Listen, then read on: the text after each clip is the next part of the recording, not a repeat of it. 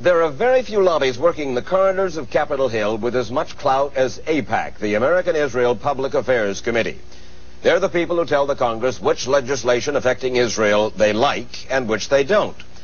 They are not agents of the Israeli government, but out of personal conviction as American Jews, they lobby the Congress and the administration for measures that support the state of Israel. But the charge is that apart from lobbying, AIPAC also gets involved in election campaigns by setting the tone, the line, for about 80 pro-Israel political action committees around the country, pro-Israel PACs, that have given $6 million this year to a variety of candidates. One race they're focusing on is the senatorial contest in Rhode Island, where they say Republican Senator John Chafee has a poor record on Israel, and they want him out. In Rhode Island, we tried to talk to Senator Chafee as he arrived at a state park celebration near Providence. How are you, sir? See you. Nice to see you. Good. Senator Chafee had told us earlier that he would not agree to a formal interview about the subject of our report, but we had made clear to him and his press people that like any reporter covering any candidate, we felt free to ask questions at any of his public appearances. Why does AIPAC, why do the pro-Israel lobby find you so unfriendly? No, I'm not going to get into that, Mike, and you and I had the ground rules here. Okay, if the governor and the senators are telling me.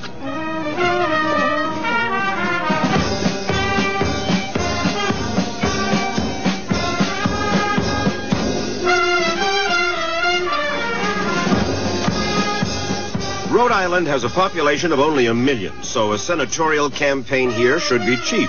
This year, it's not. Richard Leach running for the U.S. Senate. Help me out in November. Richard Leach, who is challenging Chafee, is the state's lieutenant governor. He has also been an active member of the U.S. Jewish community. The money from pro-Israel PACs that Leach has received comes totally from out of state. Altogether, almost $200,000 of the $2.5 million he'll be spending has been given by 45 pro-Israel political action committees. Good afternoon, Leach for Senate. But add to that hundreds of thousands of dollars more from individuals all over the country, many of whom are tied to those same pro-Israel PACs. Earlier this year, Senator Chafee had written to constituents attacking so-called outside forces, who he said are pouring hundreds of thousands of dollars into the campaign, hoping to buy a seat in the United States Senate. Why, asked the senator. Good luck.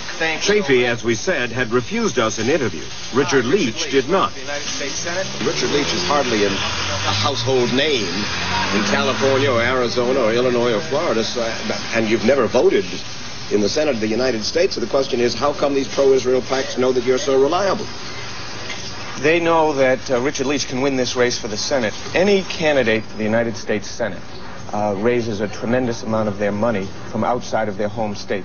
You can look at any candidate. My opponent, John Chafee, has raised almost twice as much political action committee money as I have. He and I have both raised more money. Not a penny from pro-Israel. Why? Is he against Israel? I don't believe he is, but you'd have to ask him what his position on that Well, I is. shall. But that, as we had found out, was the only subject John Chafee did not want to discuss in public. In fact, on many key issues, like aid for Israel, John Chafee, as he reminded some of his Jewish constituents in this Rhode Island synagogue, John Chafee has been a strong supporter of Israel. Senator from Rhode Island. His problem, though, is that he has not voted 100% to demonstrate the political loyalty demanded by AIPAC and most pro-Israel PACs. Example, Chafee voted against legislation that would have had the U.S. government close down this PLO mission to the UN in New York, a measure the U.S. courts later found to be unconstitutional.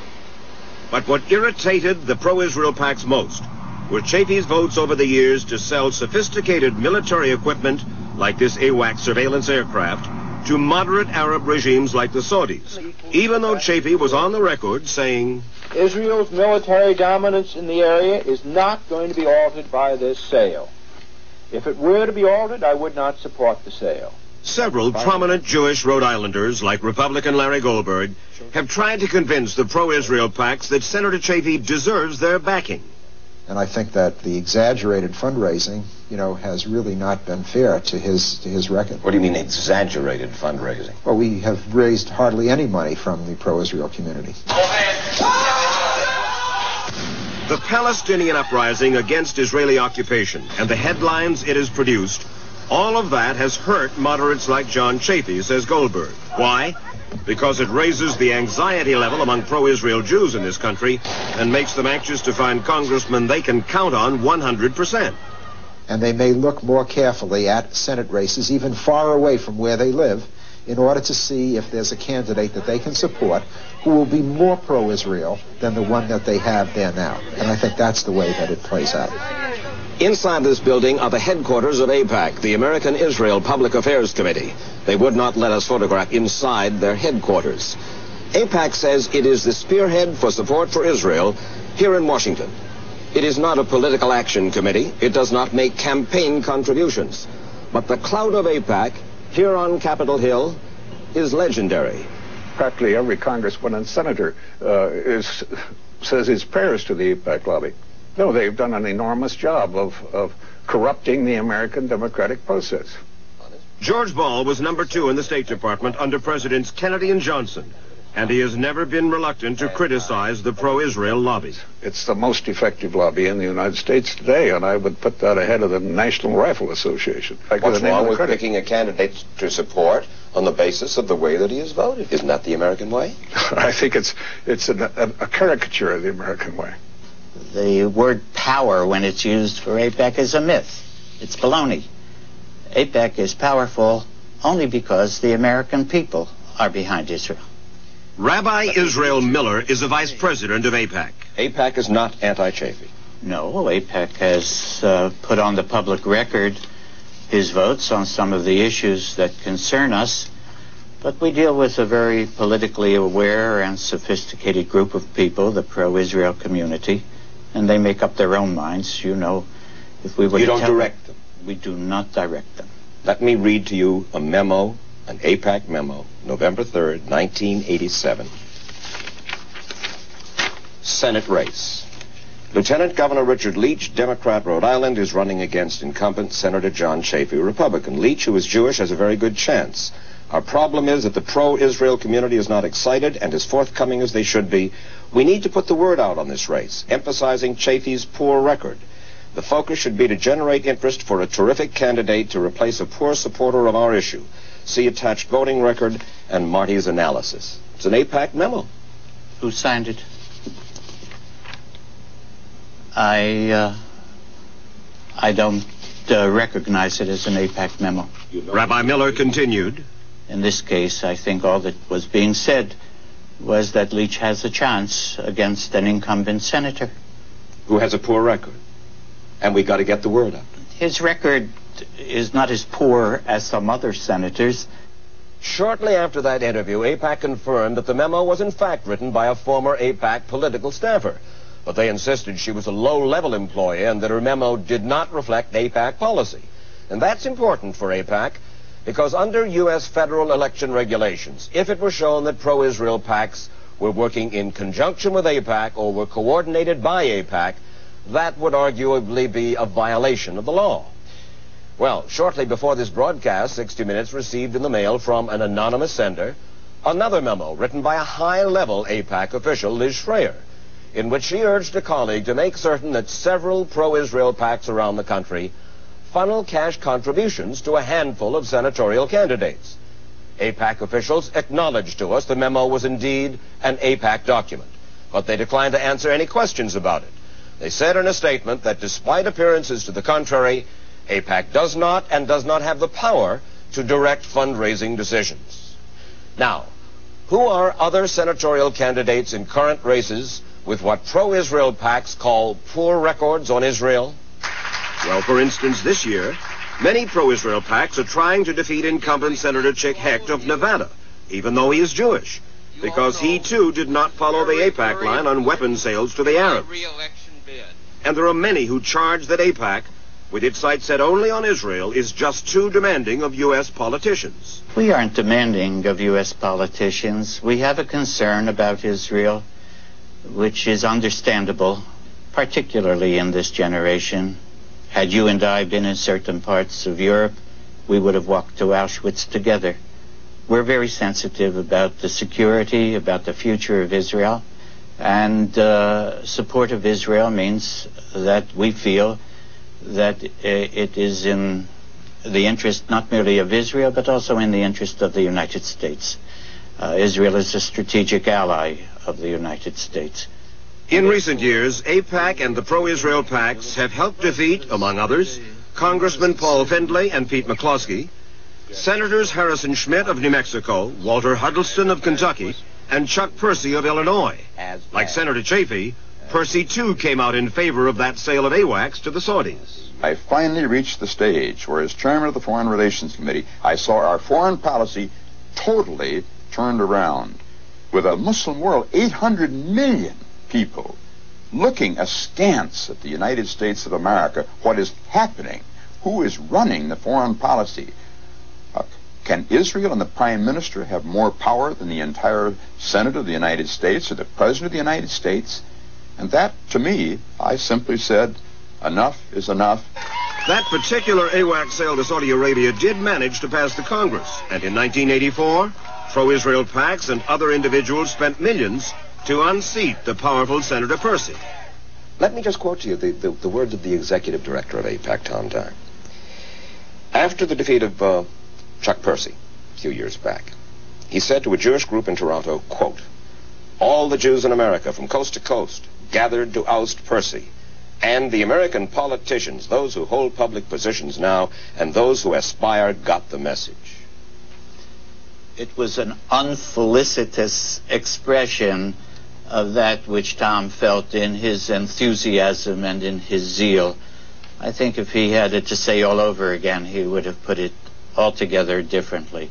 Rabbi Miller, about a year ago, the New York Times wrote, AIPAC has become a major force in shaping U.S. policy in the Middle East. Organization has gained the power to influence a presidential candidate's choice of staff, to block practically any arms sale to an Arab country, and to serve as a catalyst for intimate military relations between the Pentagon and the Israeli army. How did AIPAC become so powerful?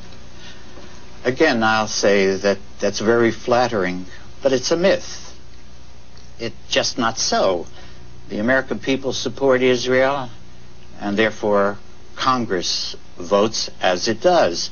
One of Israel's staunchest supporters is Senator Daniel Inouye of Hawaii, who says that AIPAC has nothing to do with his feelings about Israel. If I can help Israel help herself in every instance, I'd do so. I'm also convinced it's in our national interest. I've yet to see any country in that part of the world that is as reliable, as far as our strategic requirements are concerned, as Israel is. I don't believe it's an ally at all. We have no alliance with it. I mean, they insist on total freedom of action, and they insist on our subsidizing their total freedom of action. The amount of that subsidy is remarkable and a testament to AIPAC's clout on Capitol Hill. Altogether, Israel gets more than $3 billion a year in assistance from the United States. Sometimes the votes go through without a single debate involving billions of dollars. You couldn't spend that kind of money in this country without a huge debate going on. But a foreign government gets this money without debate because simply it's just organized to get it. Why does Israel get more aid, more U.S. aid, than any other country in the world? $700 per Israeli per year, as opposed to $50 per Egyptian per year, as opposed to $2 per African per year. None of this money goes for the $700, goes to raise the living standard of Israeli people. This is for their defense. This is for the security of Israel. If Israel were destabilized, the Arabs, with all of their petrodollars and with all of their weapons, would just sweep Israel into the sea. Is there a possibility of a backlash if Israel is perceived as too powerful in the halls of government here in Washington? There's always this possibility if people begin to believe that little Israel is calling the shots. And I'm certain Americans would resent that. They won't want any country, big or small, to be calling the shots in the Congress of the United States. But I don't think that AIPAC is calling the shots as far as I'm concerned. Is it common sense or cowardice on the part of senators who just don't want to talk about this? Oh, I would say the senators would say it's just being practical. This past week, 3 major Jewish organizations took issue with AIPAC. The leaders of the American Jewish Committee, the American Jewish Congress, and the Anti-Defamation League of B'nai B'rith asserted in a letter to the president of AIPAC that AIPAC does not speak for the consensus of the organized Jewish community. And in a CBS News poll of 1,530 American adults 2 weeks ago, we asked, do you think that in order to preserve the security of Israel, the U.S. should give Israel more aid than it gives any other country? 13% said yes, 72% said no, 15% said they don't know.